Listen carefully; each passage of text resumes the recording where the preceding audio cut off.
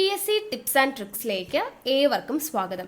വരുന്ന LDC 2024, LGS 2024 എക്സാംസിന് വേണ്ടി prepare ചെയ്യുന്നവർക്ക് വേണ്ടിയിട്ടുള്ള സിലബസ് പ്രകാരമുള്ള ഫ്രീ ക്ലാസ്സുകൾ നമ്മുടെ ചാനലിലൂടെ സ്റ്റാർട്ട് ചെയ്തിട്ടുണ്ട്.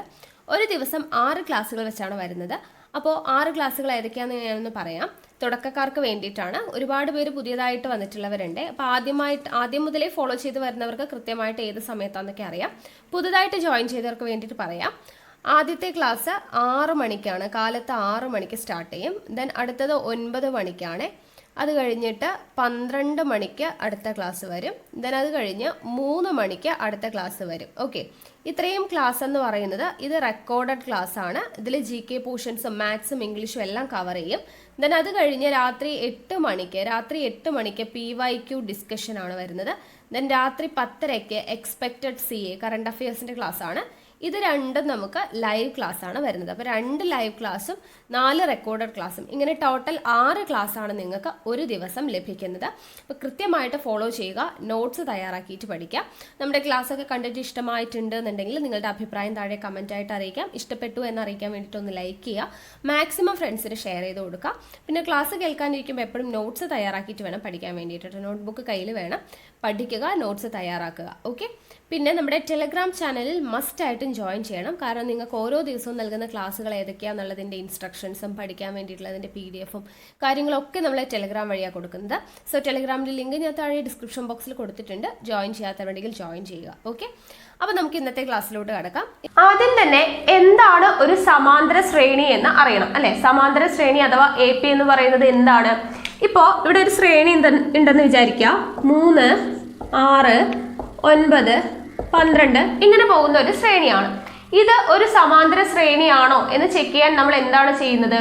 ഒരു സമാന്തര ശ്രേണി എന്ന് പറയുന്നത് അടുത്തടുത്ത് കിടക്കുന്ന 2 സംഖ്യകൾ തമ്മിലുള്ള വ്യത്യാസം കോമൺ ആയിരിക്കും, ഒരേപോലുള്ള വ്യത്യാസമായിരിക്കും.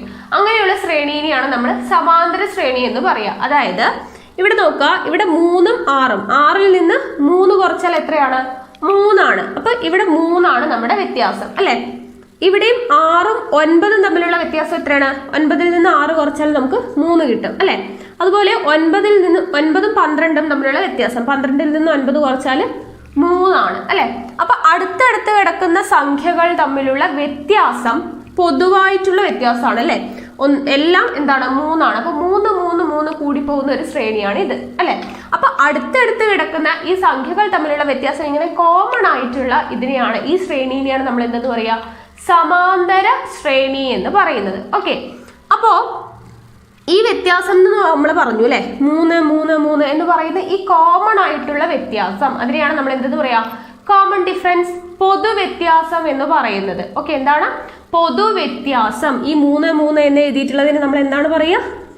പൊതുവ്യത്യാസമാണ് അല്ലെ? ഈ 2 സംഖ്യകൾ തമ്മിലുള്ള വ്യത്യാസം പൊതുവായിട്ടുള്ളതാണ്, കോമൺ ആയിട്ടുള്ള ഡിഫറൻസ് ആണ്. എല്ലായിടത്തും 3 ആണ് അല്ലെ?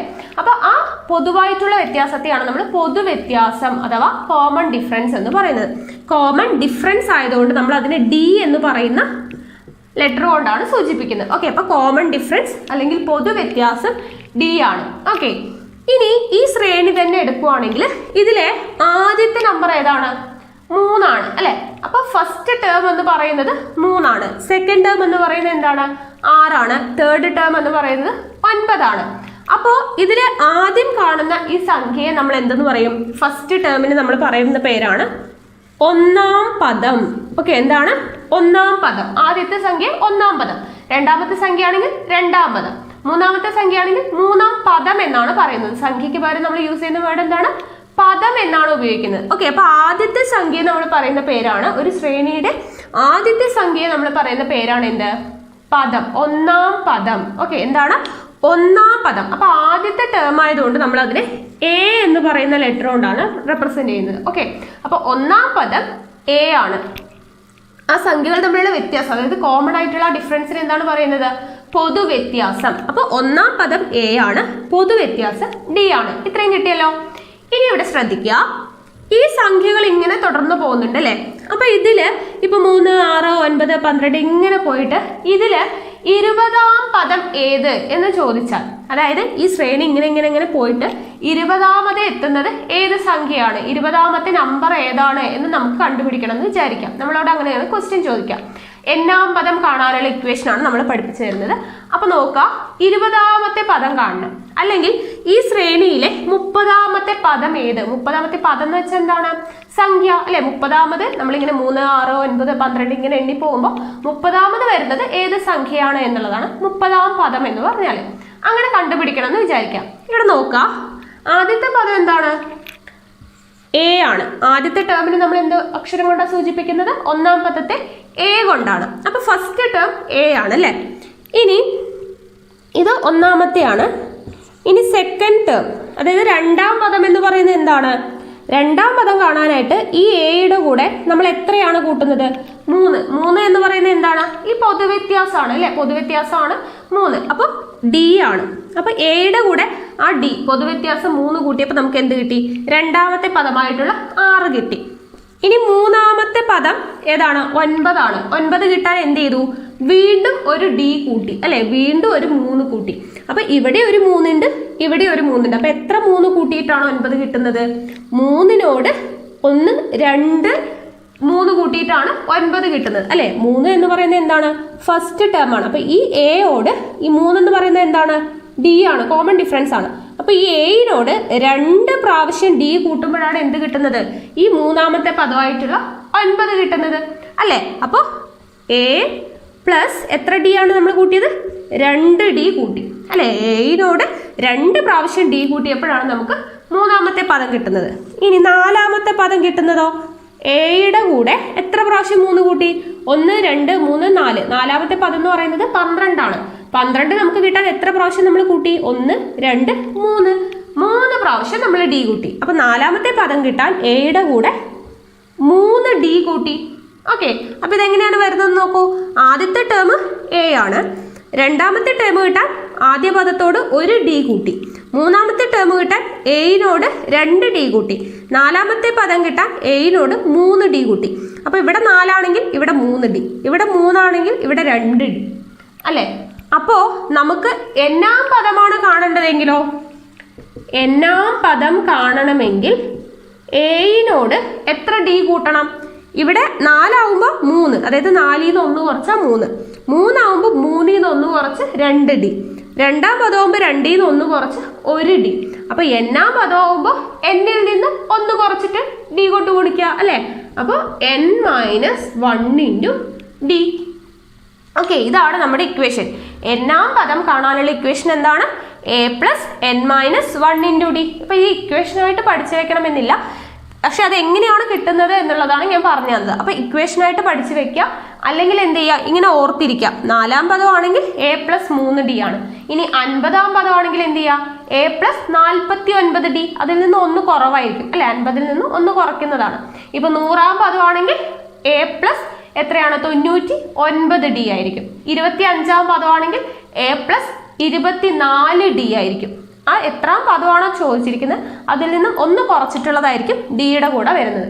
ഓക്കെ ആണല്ലോ. അപ്പൊ എന്നാം പദം കാണാനുള്ള equation a plus n-1 into D. ഇനി ഇവിടെ നോക്കാം, ഇപ്പൊ 3, 6, 9, 12 ഇങ്ങനെ പോകുന്ന ശ്രേണിയിൽ ഇവിടെ 46 എന്ന് പറയുന്ന ഒരു നമ്പർ ഉണ്ടെന്ന് വിചാരിക്കാം. ഈ ശ്രേണിയിൽ ആകെ എത്ര പദങ്ങൾ ഉണ്ട്? പദങ്ങളുടെ എണ്ണം കണ്ടുപിടിക്കുക. എന്താണ് പദം എന്ന് വെച്ചാല്? സംഖ്യയാണ്. അതായത് 3, 6, 9, 12 അങ്ങനെ പോയി 46 എത്തുന്നത് വരെ എത്ര സംഖ്യകളുണ്ട് ആ ശ്രേണിയിൽ എന്നുള്ളതാണ് പദങ്ങൾ അല്ലെ. പദം എന്ന് വെച്ചാൽ എന്താണ്? സംഖ്യ. അപ്പൊ പദങ്ങളുടെ എണ്ണം, ഒരു ശ്രേണിയിൽ എത്ര സംഖ്യകളുണ്ട് എന്ന് കണ്ടുപിടിക്കാൻ നമുക്കൊരു ഇക്വേഷൻ പഠിക്കണം.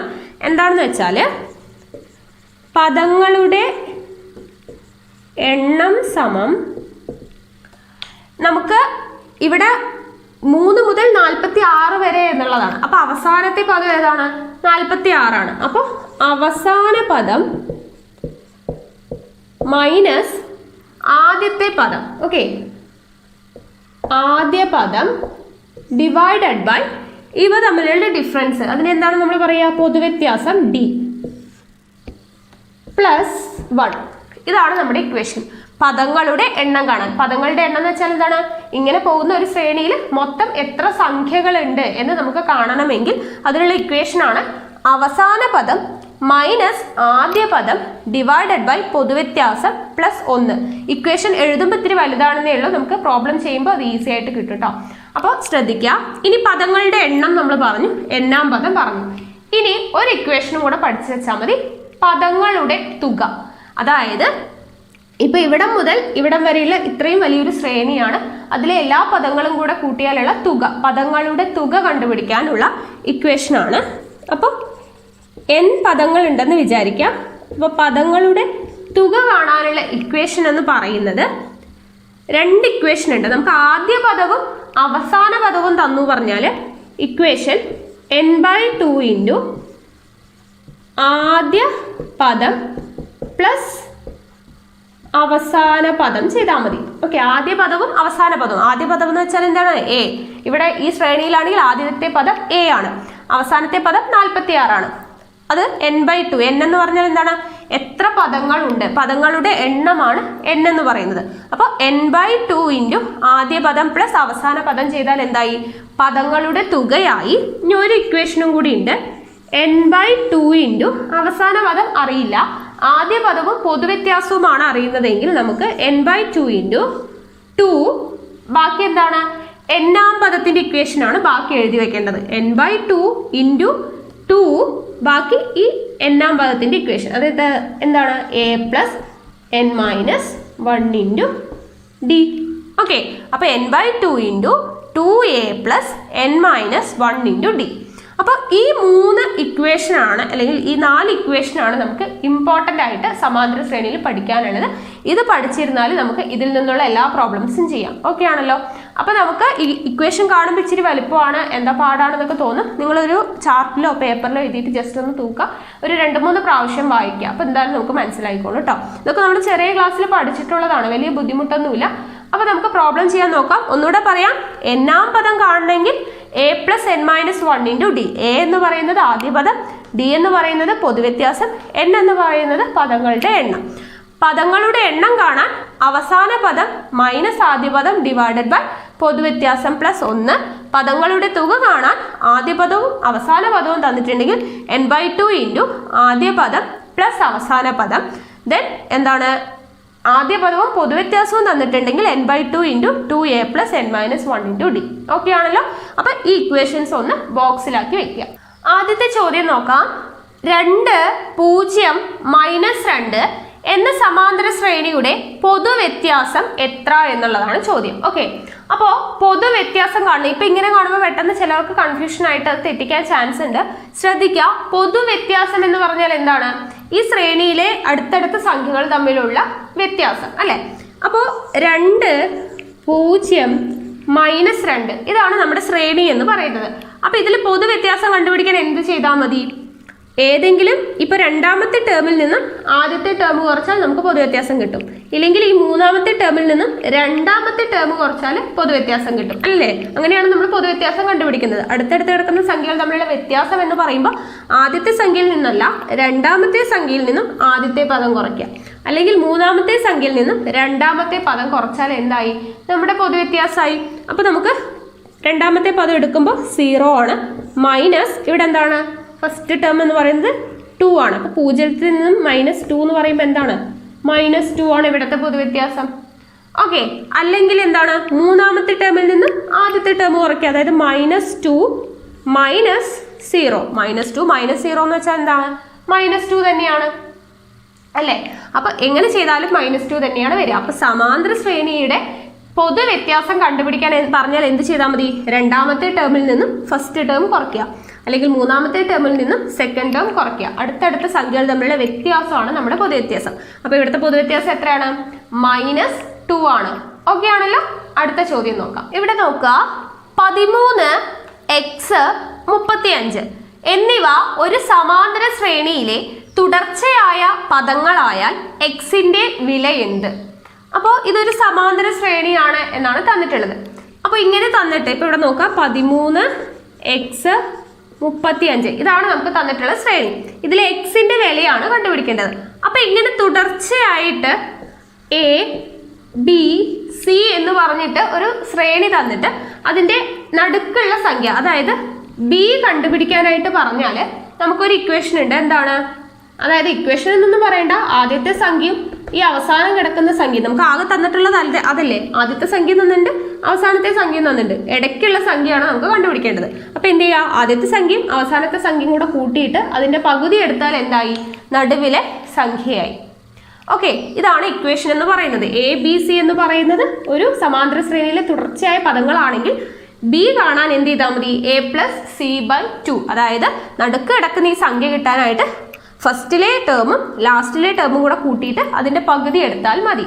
ഓക്കെ, അതും കൂടെ ഒന്ന് ഓർത്തിരിക്കുക. അപ്പൊ എക്സ് കാണാൻ എന്ത് ചെയ്താൽ മതി, എക്സ് = ആദ്യത്തെ ടേം എന്ന് പറയുന്നത് 13 പ്ലസ് അവസാനത്തെ ടേം എന്ന് പറയുന്നത് 35 / 2 ചെയ്താൽ മതി.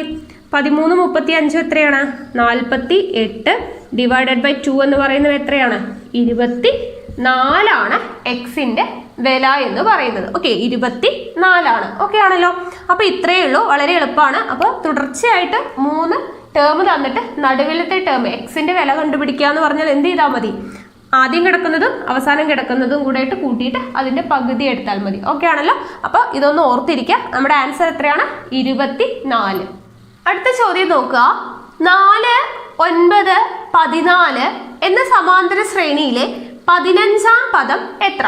15ാം പദം നമ്മൾ എണ്ണാം പദം കാണാനുള്ള ഇക്വേഷൻ പഠിച്ചു. നമുക്ക് ഇക്വേഷൻ ഇല്ലാതെ തന്നെ ഈസി ആയിട്ട് ചെയ്യാം. എങ്ങനെയാണ്, 15ാം പദമാണ് കാണേണ്ടത്. ശരിക്കും പറഞ്ഞ ഇക്വേഷൻ എന്താ, a പ്ലസ് അല്ലെ, എണ്ണാം പദം കാണാൻ a+n-1 × d ആണ്. ഇതാണ് നമ്മുടെ ഇക്വേഷൻ.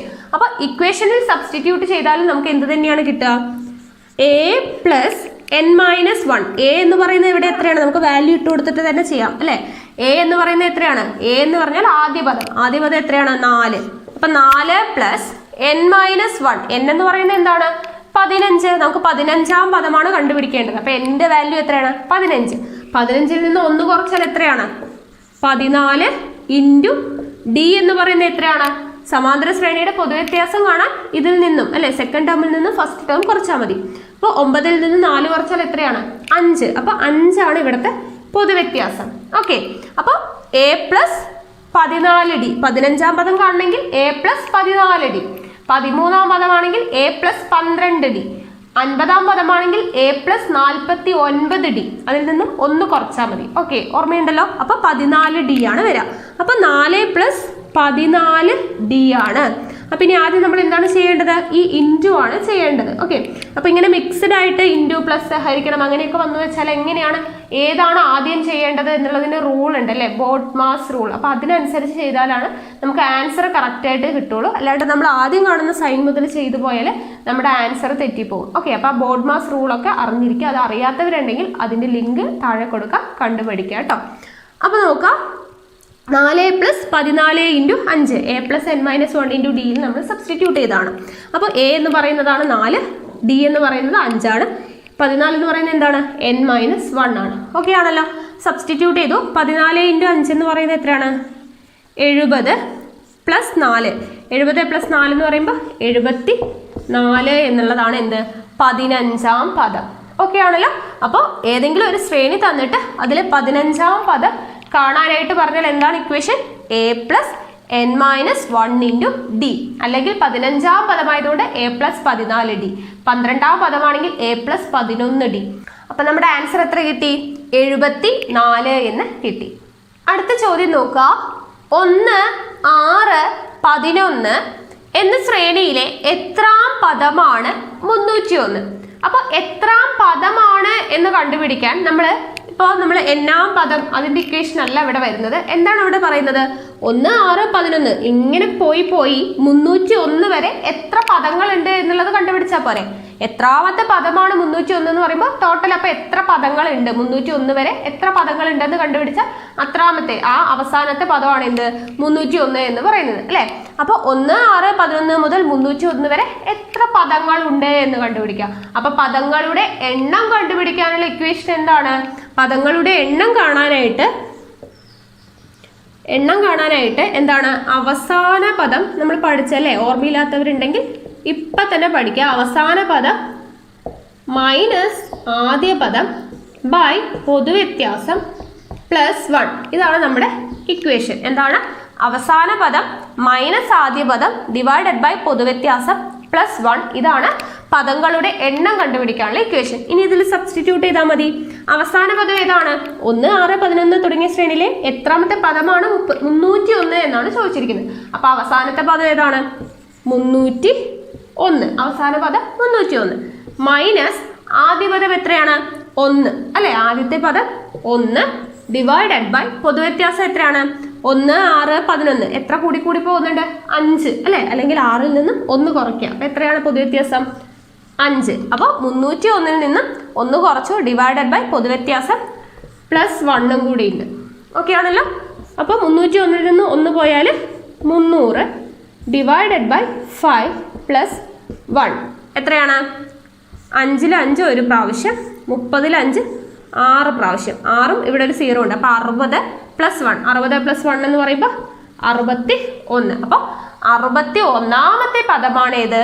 301. അല്ലെങ്കിൽ ഈ ശ്രേണിയിൽ എത്ര പദങ്ങളുണ്ട്? 301 വരയ്ക്ക് 61 പദങ്ങളുണ്ട്. ഓക്കെ, അപ്പൊ പദങ്ങളുടെ എണ്ണം. അപ്പൊ ക്വസ്റ്റ്യൻ വായിക്കുമ്പോൾ അവിടെ എന്താണ് ചോദിച്ചിരിക്കുന്നത് എന്നും കൂടെ മനസ്സിലാക്കാനായിട്ട് പറ്റണം. 1, 6, 11 എന്ന ശ്രേണിയിലെ എത്രാമത്തെ പദമാണ് 301 എന്ന് പറയുമ്പോൾ അവിടെ മൊത്തം അപ്പോൾ 301 വരെ എത്ര പദങ്ങൾ ഉണ്ട് എന്നാണ് നമ്മുടെ ക്വസ്റ്റ്യൻ. ഓക്കെ, അപ്പൊ പദങ്ങളുടെ എണ്ണം കാണാനുള്ള ഇക്വേഷൻ ആണ് ഇവിടെ സബ്സ്റ്റിറ്റ്യൂട്ട് ചെയ്യുന്നുണ്ട്. അവസാന പദം മൈനസ് ആദ്യ പദം ഡിവൈഡഡ് ബൈ പൊതുവ്യത്യാസം പ്ലസ് 1 ആണ്. ഓക്കെ, അപ്പൊ നമ്മൾ ഓരോ പ്രോബ്ലവും വെറൈറ്റി പ്രോബ്ലം ആണ് ചെയ്യുന്നത്. അപ്പൊ ലാസ്റ്റ് വരയ്ക്കും വീഡിയോ കാണാം കേട്ടോ. ഓരോ പ്രോബ്ലവും നമ്മൾ വ്യത്യസ്തമായിട്ടുള്ളതാണ് സെലക്ട് ചെയ്തിട്ടുള്ളത്. അപ്പൊ എല്ലാ ടൈപ്പിലുള്ള പ്രോബ്ലംസും നിങ്ങൾക്ക് അറിയണ്ടേ? അപ്പോൾ എല്ലാ ടൈപ്പിലുള്ള പ്രോബ്ലംസും ഉൾപ്പെടുത്തിയിട്ടുണ്ട്. അപ്പോൾ വീഡിയോ മുഴുവനായിട്ടും കാണാനായിട്ട് ശ്രമിക്കുക. അപ്പോൾ ഈ ഇക്വേഷൻ പഠിച്ചല്ലോ, പഠിക്കാത്തവരുണ്ടെങ്കിൽ ഇപ്പം തന്നെ പഠിച്ചു വയ്ക്കുക. അപ്പം നമ്മുടെ ആൻസർ എത്രയാണ്? 61. അടുത്ത ചോദ്യം നോക്കാം. 100ന് താഴെയുള്ള എല്ലാ രണ്ടക്ക സംഖ്യകളുടെയും തുക എന്ത്? 100ന് താഴെയുള്ള എല്ലാ രണ്ടക്ക സംഖ്യയാണ് കേട്ടോ, ഇരട്ട സംഖ്യയല്ല, രണ്ടക്ക സംഖ്യയാണ്. രണ്ടക്കം എന്ന് വെച്ചാൽ എന്താണ്?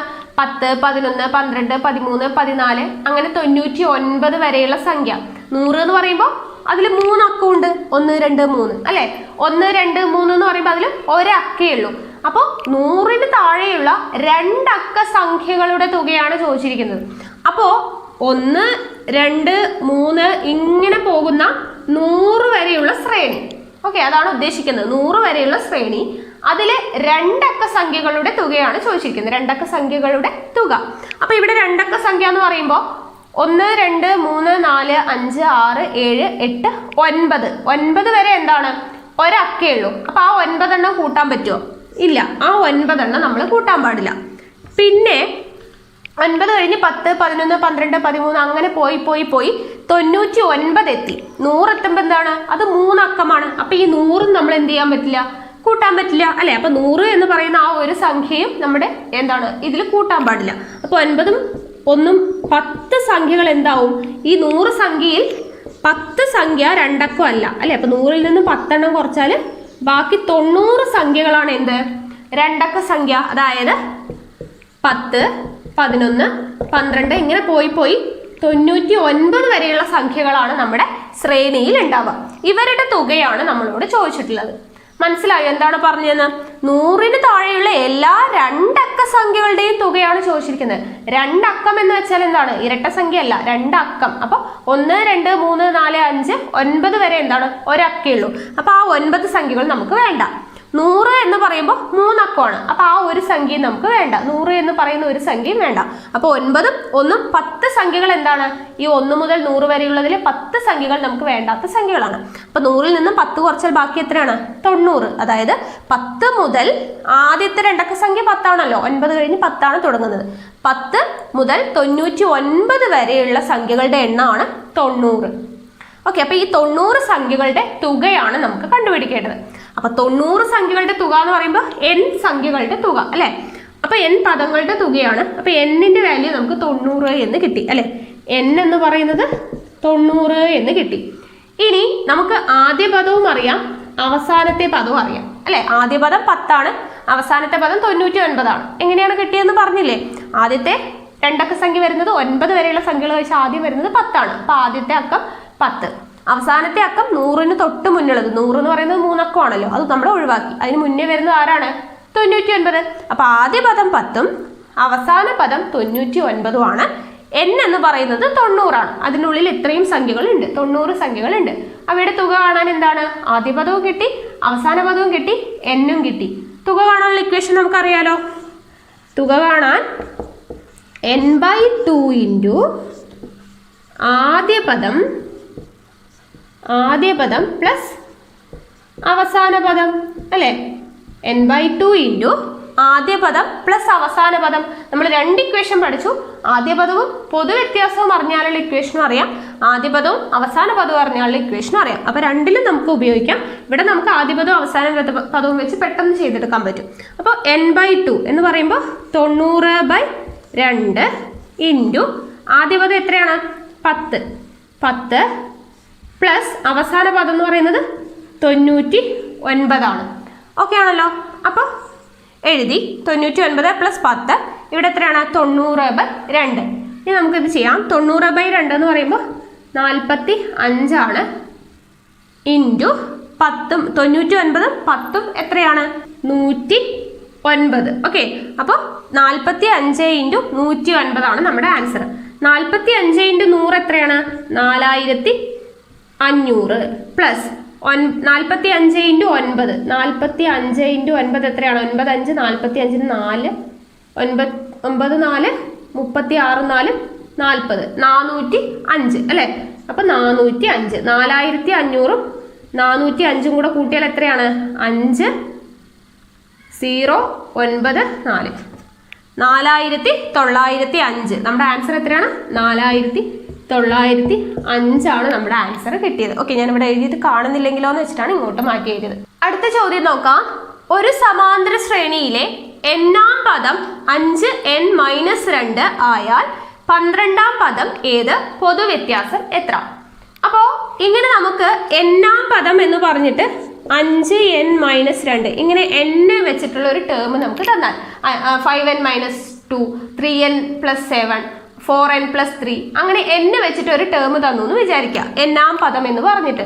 എന്നിട്ട് അതിൽ നമുക്ക് 12-ാം പദം കാണണം അല്ലെങ്കിൽ 13-ാം പദം കാണണം എന്നൊക്കെ പറഞ്ഞാൽ n-ന്റെ സ്ഥാനത്ത് ആ വാല്യൂ ഇട്ട് കൊടുത്താൽ മതി. ഓക്കെ, ഇപ്പൊ ഇവിടെ 5n-2 ആണ് n-ാം പദം തന്നിട്ടുള്ളത്.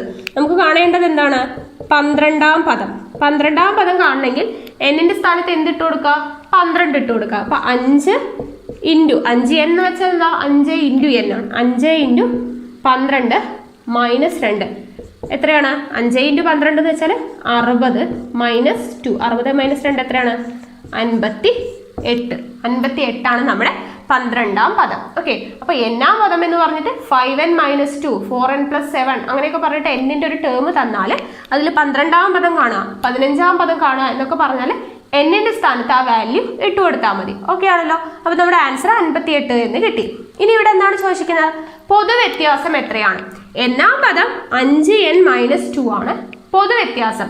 അപ്പൊ നമ്മൾ n-ാം പദം തന്നിട്ട് 12-ാം പദം ചോദിച്ചപ്പോൾ n-ന് 12 ഇട്ട് കൊടുത്തു.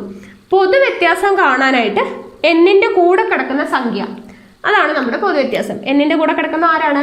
5 ആണ്. അപ്പൊ 5 ആണ് നമ്മുടെ പൊതുവ്യത്യാസം. ഒന്നും ചെയ്യാനില്ല, പൊതുവ്യത്യാസം നോക്കി എഴുതിയാൽ മതി. n-ന്റെ കൂടെ കിടക്കുന്ന ആളാണ് പൊതുവ്യത്യാസം. ഓക്കെ, അപ്പൊ 12-ാം പദം കാണാൻ n-ന് 12 ഇട്ട് കൊടുത്തു. പൊതുവ്യത്യാസം ചോദിച്ചാൽ n-ന്റെ കൂടെ നിൽക്കുന്ന ആളാണ് പൊതുവ്യത്യാസം. അപ്പൊ ഇപ്പൊ നോക്കുക 4n+3 എന്നുണ്ട്. ഇതില് എന്താണ്? 10-ാം പദം കാണണം എന്ന് പറഞ്ഞു വിചാരിക്കാം. 10-ാം പദം ചോദിച്ചാൽ n-ന് 10 ഇട്ട് കൊടുക്കുക. അപ്പൊ 4 ഇൻറ്റു 10 മൈനസ് 3 4 10 40 മൈനസ് 3 എന്ന് പറയുന്നത് എത്രയാണ്? 37 എന്ന് നമുക്ക് ആൻസർ കിട്ടും. ഇനി ഇതിൽ പൊതുവ്യത്യാസം ചോദിച്ചാലോ 4-ന്റെ കൂടെ കിടക്കുന്ന ആള്, അതായത് n-ന്റെ കൂടെ കിടക്കുന്ന 4 ആണ് പൊതുവ്യത്യാസം വരിക. ഓക്കെ ആണല്ലോ. അപ്പൊ ഇങ്ങനെയാണ് ചെയ്യുന്നത്. അപ്പോൾ ഒരു n-ാം പദം തന്നിട്ട് എത്രാമത്തെ പദമാണോ ചോദിച്ചിട്ടുള്ളത് n-ന് ആ വാല്യൂ ഇട്ട് കൊടുക്കുക. പൊതുവ്യത്യാസം ചോദിച്ചാൽ n-ന്റെ കൂടെ നിൽക്കുന്ന ആളായിരിക്കും പൊതുവ്യത്യാസം. ഓക്കെ ആണല്ലോ. ഇവിടെ നോക്കുക 8x + 4 6x -2 2x + 7 എന്നിവ ഒരു സമാന്തര ശ്രേണിയിലെ തുടർച്ചയായ പദങ്ങളായാൽ x എത്ര എന്നുള്ളതാണ് ചോദിച്ചിരിക്കുന്നത്. അപ്പൊ ഇതൊക്കെ ശ്രേണിയിൽ ഓരോ പദങ്ങളാണ്. അപ്പൊ x-ന്റെ വിലയാണ് കണ്ടുപിടിക്കുന്നത്. അപ്പൊ x എന്ന് കാണുമ്പോൾ തന്നെ പേടിച്ചു പോകണ്ട, വളരെ എളുപ്പമാണ്, ഒന്ന് ശ്രദ്ധിക്കുക. അപ്പൊ നമുക്ക് ഇവിടെ ഇങ്ങനെ 3 ടേം, നമ്മൾ നേരത്തെ ഒരു ഇക്വേഷൻ പഠിച്ചു, a b c എന്ന് പറയുന്നത് 3 ടേമുള്ള ഒരു ശ്രേണിയാണെങ്കിൽ അതിൽ b കാണാനായിട്ട് a+c/2 ചെയ്താൽ മതി എന്ന് നമ്മൾ പറഞ്ഞു അല്ലെ. അപ്പൊ ആ ഇക്വേഷനിൽ ജസ്റ്റ് ഇതൊന്ന് സബ്സ്റ്റിറ്റ്യൂട്ട് ചെയ്താൽ മതി അല്ലെ. അതിലൊന്ന് ജസ്റ്റ് ഇതൊന്ന് സബ്സ്റ്റിറ്റ്യൂട്ട് ചെയ്താൽ നമുക്ക് ഈസി ആയിട്ട് കണ്ടുപിടിക്കാം എക്സിന്റെ വില.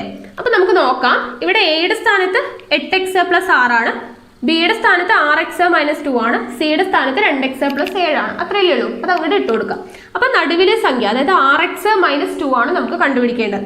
അപ്പൊ 6x - 2 ഈസ് ഈക്വൽ ടു എന്താണ്? അപ്പുറത്തും ഇപ്പുറത്തും കിടക്കുന്ന സംഖ്യകൾ തമ്മിൽ കൂട്ടുക. അതായത് 8x + 4 plus 2x + 7 divided by എന്ത് ചെയ്യുക? 2 ചെയ്യാം. അപ്പോൾ ഇത് നമുക്ക് സോൾവ് ചെയ്യുമ്പോൾ നമുക്ക് എന്ത് കിട്ടും? എക്സിന്റെ വാല്യൂ കിട്ടും. ശ്രദ്ധിച്ചിരിക്കുക. എക്സിന്റെ പ്രോബ്ലംസ് ചെയ്യാൻ അറിയാത്തവരുണ്ടെങ്കിൽ ശ്രദ്ധിച്ചിരിക്കുക. ഇങ്ങനെ നമുക്ക് കിട്ടിക്കഴിഞ്ഞാൽ നമ്മൾ ആദ്യം ചെയ്യേണ്ടത് ക്രോസ് മൾട്ടിപ്ലൈ ചെയ്യുക. അതായത് 6x - 2 ഈ 2നെ ഇങ്ങോട്ട് കൊണ്ടുപോവുക.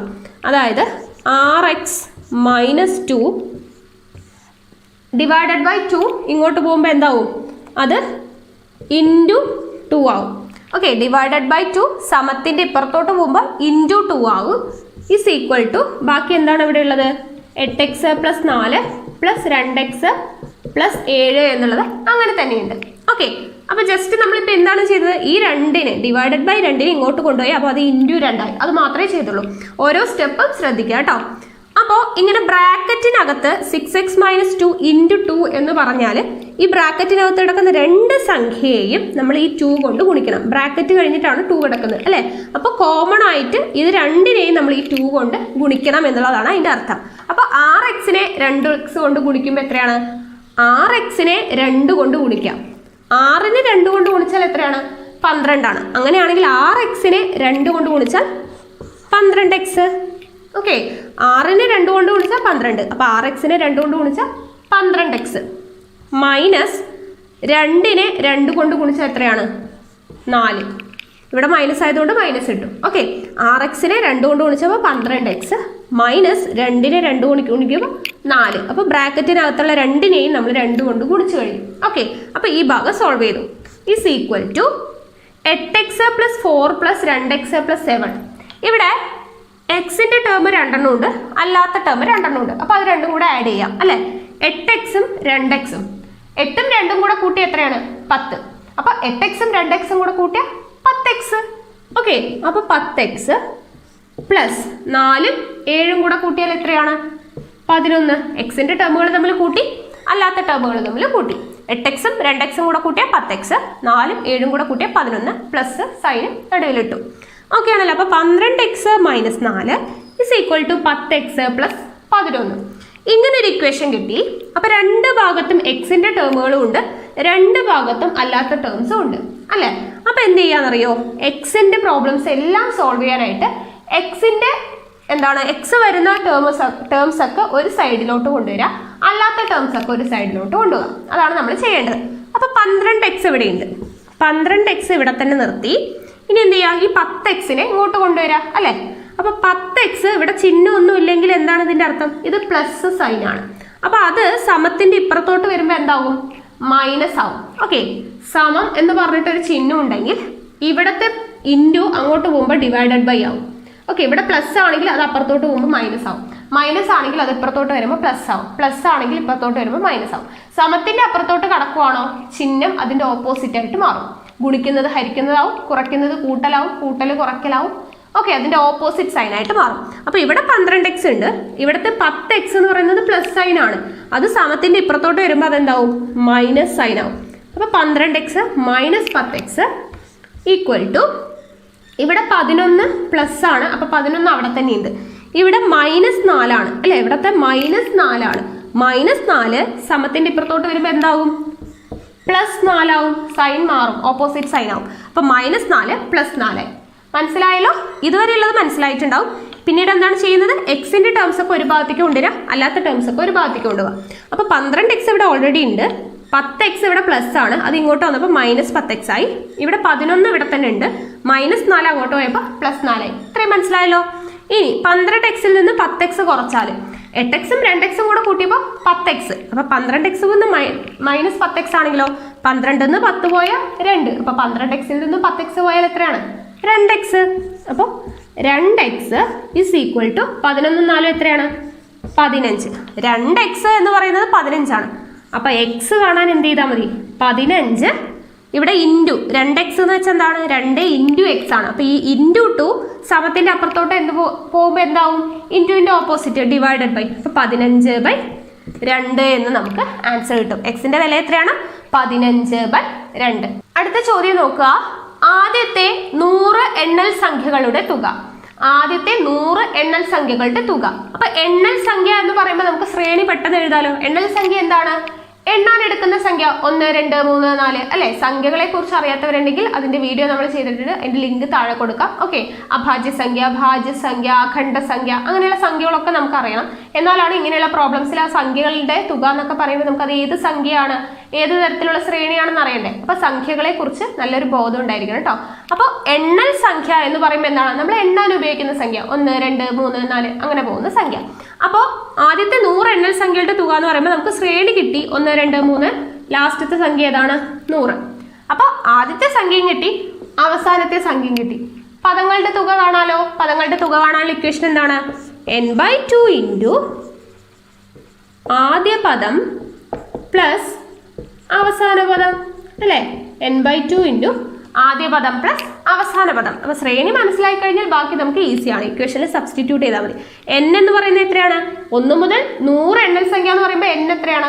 100 സംഖ്യകളാണ് ഉണ്ടാവുക. 100 ഡിവൈഡഡ് ബൈ 2 ഇൻറ്റു ആദ്യ പദം. ആദ്യ പദം എത്രയാണ്? എണ്ണൽ സംഖ്യ ആയതുകൊണ്ട് 1 ആദ്യത്തെ പദം പ്ലസ് അവസാന പദം എന്ന് പറയുന്നത് എത്രയാണ്? 100 എണ്ണൽ സംഖ്യകളുടെയാണ്. അപ്പൊ അവസാന പദം 100. ഇനി എന്താണ് സോൾവ് ചെയ്യുക?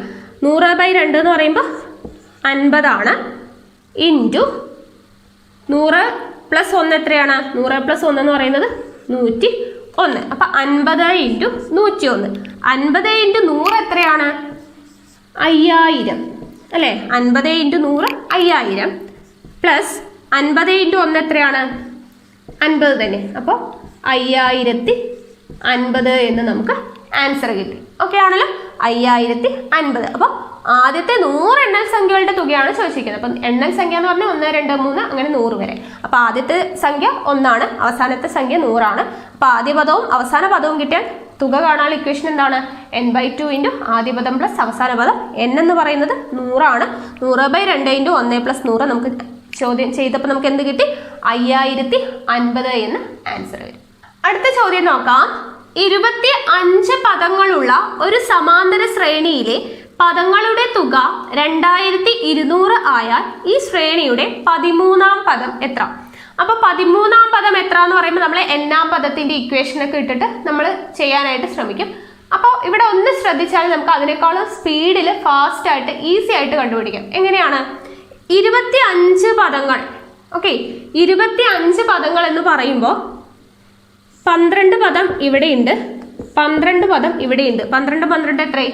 24. 25ാമത്തെ എന്ന് പറയുമ്പോൾ 13ാമത്തെ ആളാണ് നടുക്ക് വരിക അല്ലെ. 25 പദം ഉണ്ടെങ്കിൽ ഇവിടെയും 12 ഉണ്ട്, ഇവിടെയും 12 ഉണ്ട്. നടുക്ക് നിൽക്കുന്ന ആളാരാണ്? 13ാമത്തെ ആള് അല്ലെ. 12 കഴിഞ്ഞ് ഇവിടെയും 13, ഇവിടെ നിന്നും 12 കഴിഞ്ഞ് ഇവിടെ 13ാമത്തെ ആള്. അപ്പോൾ 25 പദങ്ങളുള്ള ഒരു ശ്രേണിയിൽ ഇവിടെ 12 വരെയുള്ള നമ്പർ ഉണ്ട്, ഇവിടെ നിന്ന് ഇങ്ങോട്ടും 12 എണ്ണിയാൽ നടുക്ക് കിടക്കുന്ന ആളായിരിക്കും ആര്? 13ാമത്തെ ആള് അല്ലെ. നടുക്ക് കിടക്കുന്ന ആളാണ് 13ാമത്തെ ആള്. അങ്ങനെയാണെങ്കിൽ ഈ നടുക്ക് കിടക്കുന്ന ആളെ കണ്ടുപിടിക്കാൻ നമ്മൾ ശരാശരിയുടെ വീഡിയോ പഠിച്ചിട്ടുണ്ട് അല്ലെ. ഇവിടെയും തുല്യമാണ്, ഇവിടെയും തുല്യമാണ്. നടുക്ക് കിടക്കുന്ന ആളുടെ എന്താണ് നമ്മൾ കണ്ടുപിടിക്കാൻ എന്താണ് ചെയ്യുക? നടുക്ക് കിടക്കുന്ന ആളിനെ കണ്ടുപിടിക്കാൻ ശരാശരി കാണും. ശരാശരി കാണാനായിട്ട് നമുക്ക് എന്താണ്? തുക ബൈ എണ്ണമാണ്. നമുക്കിവിടെ തുകയും തന്നിട്ടുണ്ട്, പദങ്ങളുടെ എണ്ണവും തന്നിട്ടുണ്ട്. അപ്പൊ നമുക്ക് എന്ത് ചെയ്താൽ മതി? ശരാശരി കണ്ടുപിടിച്ചാൽ മതി. ഇടയ്ക്ക് കിടക്കുന്ന ആളെയാണ് ചോദിച്ചിട്ടുള്ളത്. നമുക്ക് എപ്പോഴും ക്വസ്റ്റ്യൻസ് തരുമ്പോൾ അത് മാക്സിമം നമുക്ക് എന്തെങ്കിലുമൊക്കെ അതിൽ എളുപ്പ വഴികൾ ഉണ്ടാവും. അതൊന്ന് കണ്ടുപിടിച്ച് കഴിഞ്ഞാൽ നമുക്ക് ഈസി ആയിട്ട് ചെയ്യാൻ പറ്റും. ഓക്കെ, കുഴപ്പിക്കുന്ന ചോദ്യങ്ങൾ, ഒരുപാട് വട്ടം കറക്കുന്ന ചോദ്യങ്ങളൊന്നും അധികം ചോദിക്കാറില്ല. ഇനി അഥവാ ചോദിക്കുകയാണെങ്കിലും അതിൽ എന്തെങ്കിലുമൊക്കെ ഒരു ഹിന്റ് ഉണ്ടാവും, നമുക്കൊരു എളുപ്പ വഴി ഉണ്ടാവും. അതെന്താണെന്നുള്ളത് മനസ്സിലാക്കാം. അപ്പൊ ഇവിടെ നമുക്ക് തന്നിട്ടുള്ളത് എന്താണ്? 25 പദങ്ങളാണ്. 25 എന്ന് പറയുമ്പോൾ ഒരു ഒറ്റ സംഖ്യയാണ് അല്ലെ. അപ്പൊ ഇവിടെയും 12 ഉണ്ട്, ഇപ്പുറത്ത് 12 ഉണ്ട്. നടുക്ക് കിടക്കുന്ന ആള് 13ാമത്തെ ആളായിരിക്കും. അപ്പൊ ആ നടുക്ക് കിടക്കുന്ന ആളെ കണ്ടുപിടിക്കാൻ നമ്മൾ എന്ത് ചെയ്താൽ മതി? ശരാശരി കണ്ടുപിടിച്ചാൽ മതി. ശരാശരിയുടെ വീഡിയോ കാണാത്തവരുണ്ടെങ്കിൽ കാണുക, അതിന്റെ ലിങ്കും ഡിസ്ക്രിപ്ഷനിൽ കൊടുക്കാം. ഓക്കെ ആണല്ലോ. അപ്പൊ ശരാശരി കാണാനായിട്ട് തുക ബൈ എണ്ണം, ആകെ തുക ബൈ എണ്ണം ചെയ്താൽ ശരാശരിയായി. തുക എത്രയാണ് തന്നിട്ടുള്ളത്? 2200 എന്ന് തന്നിട്ടുണ്ട്. ഡിവൈഡഡ് ബൈ പദങ്ങളുടെ എണ്ണം എത്രയാണ്? 25. 5 2200 25 എങ്ങനെയാണ് വെട്ടിപ്പോകുമല്ലോ പോകും. ഇപ്പോൾ ഇവിടെ 2 അല്ലേ 220 220 200 25 200 എത്ര പ്രാവശ്യം പോകും? 25 100 4 പ്രാവശ്യം. അപ്പോൾ 200 എത്ര പ്രാവശ്യം പോകും? 8 പ്രാവശ്യം പോകും. അപ്പോൾ 200 8 പ്രാവശ്യം. ബാക്കി ഇവിടെ എത്രയുണ്ട്? 200 കഴിച്ച് ബാക്കി 20 ഉണ്ട്. 20ഉം ഇവിടുത്തെ ഒരു 0 ഉണ്ട്. അപ്പോൾ ഇവിടെ വീണ്ടും എന്താ 200 ആയി. 200 വീണ്ടും 8 പ്രാവശ്യം പോകും. അപ്പോൾ നമ്മുടെ ആൻസർ എത്രയാണ്? 88 എന്ന് നമുക്ക് വന്നു. ഓക്കെ ആണല്ലോ? ഇത്രയേ ഉള്ളൂ. അപ്പോൾ ഒറ്റ സ്റ്റെപ്പിൽ നമുക്ക് ആൻസർ കിട്ടി. ഇല്ലെങ്കിൽ നമ്മൾ എന്താണ് എണ്ണാം പദത്തിന്റെ ഇക്വേഷനിലൊക്കെ ഇട്ടുകൊടുത്ത് നമ്മൾ സോൾവ് ചെയ്ത് വരുമ്പോഴേക്കും ടൈം ഒരുപാട് പോകും. അപ്പോൾ ജസ്റ്റ് ഒന്ന് ചിന്തിക്കുക. 25 പദങ്ങളാണ്. ഇപ്പോൾ 12 ഇടയിലുള്ള നമ്പർ ആയിരിക്കും 13ാമത്തെ ആൾ. അപ്പോൾ അത് കണ്ടുപിടിക്കാൻ ശരാശരി കണ്ടുപിടിച്ചാൽ മതി. തുക ബൈ എണ്ണം. തുകയും നമുക്കറിയാം, എണ്ണവും അറിയാം. സബ്സ്റ്റിറ്റ്യൂട്ട് ചെയ്ത് നമ്മുടെ ആൻസർ എത്ര കിട്ടി? 88 എന്ന് കിട്ടി. അപ്പോൾ ഇത്രയുമാണ് സമാന്തര ശ്രേണി എന്ന് പറയുന്ന ഭാഗത്തെ ഇന്നത്തെ ക്ലാസ് എന്ന് പറയുന്നത്. എല്ലാം നമ്മൾ എന്താണ് വ്യത്യസ്ത തരത്തിലുള്ള പ്രോബ്ലംസ് ആണ് ചെയ്തത്. അപ്പോൾ എല്ലാ പ്രോബ്ലം നിങ്ങൾക്ക് മനസ്സിലായെന്ന് വിചാരിക്കുന്നു. അപ്പോൾ നിങ്ങൾക്ക് എൻ്റെ ക്ലാസ്സുകളൊക്കെ ഇഷ്ടമാണെന്നുണ്ടെങ്കിൽ വീഡിയോ ഒന്ന് ലൈക്ക് ചെയ്യുക, ഷെയർ ചെയ്യുക. നിങ്ങളുടെ സജഷൻസ് എന്തെങ്കിലും ഉണ്ടെങ്കിൽ കമൻറ്റ് ബോക്സിൽ രേഖപ്പെടുത്തുക. കൂടുതൽ വീഡിയോസിനായി ചാനൽ സബ്സ്ക്രൈബ് ചെയ്യുക.